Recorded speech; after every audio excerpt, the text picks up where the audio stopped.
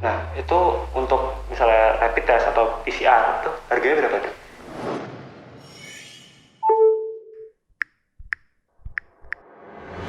Halo semuanya, saya Arif Takdir dan di sini kita akan membahas tentang COVID-19 dari segi laboratorium.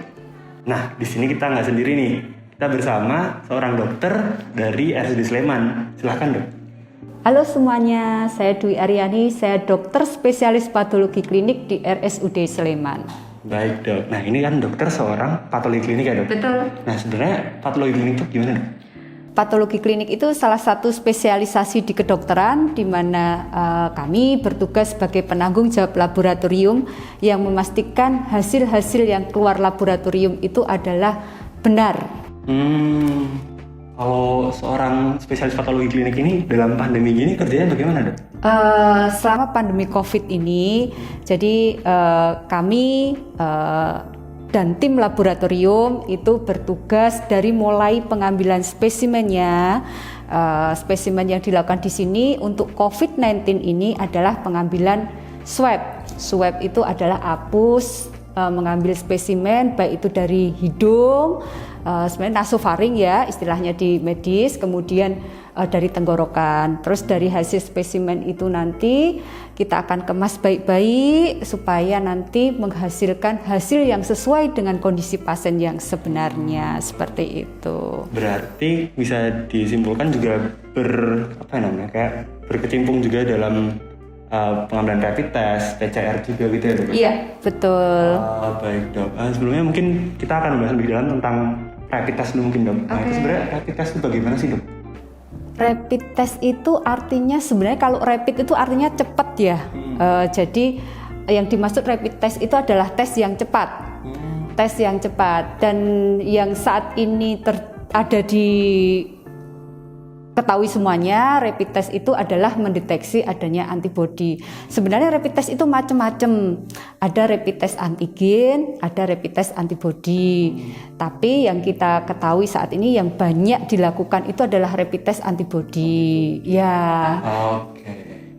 Nah, kalau dari rapid test itu sebenarnya akurasinya bagaimana dok untuk mendeteksi virus corona ini? Kan kadang ada nih yang saat di rapid test tuh nggak reaktif tapi kayak abis itu tes keduanya juga jadi reaktif gitu dok. Gini, sebelumnya sedikit ya tentang COVID ini. COVID ini ketika virus COVID ini masuk di tubuh kita, virus masuk terus kemudian itu yang nanti PCR itu mendeteksi tentang materi genetiknya virus ini. Terus kemudian tubuh perlu waktu untuk membentuk pertahanan antibodinya.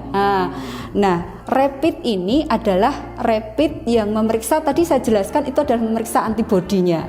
Jadi ada kasus ketika tadi PCR-nya negatif tetapi antibodinya positif.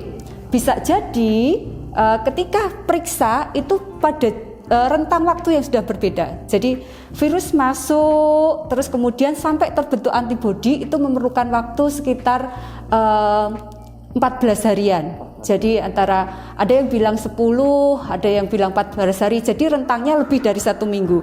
Bisa jadi kita periksa di sini di saat sudah 14 hari ketika virus masuk. Jadi virusnya sudah hilang, PCR-nya sudah negatif, tetapi antibodinya ada seperti itu ya. Jadi kalau kita meriksa rapid itu maka sarannya tidak hanya sekali tetapi 2 kali. Harapannya ketika kalau cuma 1 kali negatif itu belum tentu kalau kita bebas untuk COVID-nya ya, negatif infeksi COVID. Bisa jadi ini baru di hari kedua. Jadi antibodinya belum terbentuk, maka harus diulang antara 10 hari lagi nanti untuk mengetahui pembentukan antibodinya itu, seperti itu. Kalau dari kan tadi kan rapid itu mendeteksi antibodi atau sistem imun ya dok ya? Iya. Nah itu tuh sebenarnya kalau virus lain itu bisa terdeteksi di rapid test tentang COVID ini atau gimana dok? Kayak misalnya ada virus influenza atau virus lainnya yang masuk dalam tubuh kita dan antibodinya itu udah terbentuk, itu apakah terdeteksi juga di rapid atau gimana? Iya, memang beberapa penelitian, beberapa kasus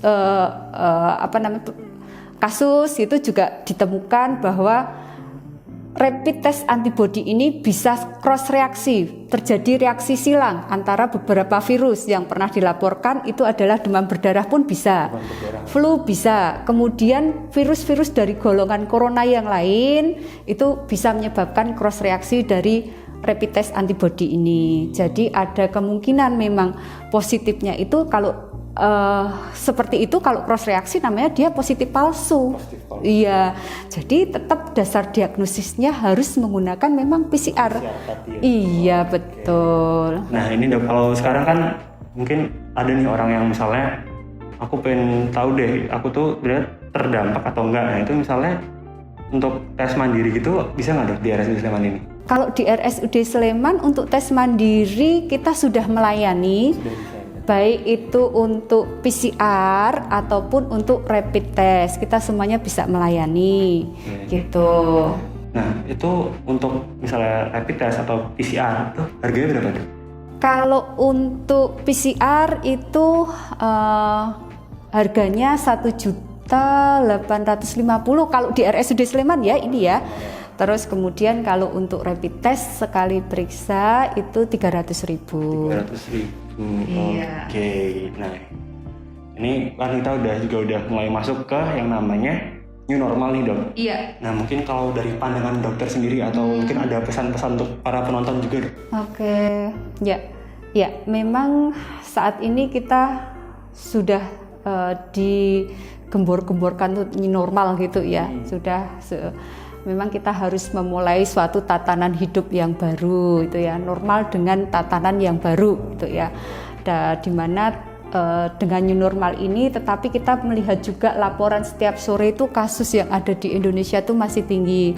Jadi harap teman-teman nanti tetap memenuhi protokol kesehatan. Artinya tetap menggunakan masker ketika keluar, kemudian tetap menjaga jarak, kemudian mencuci tangan.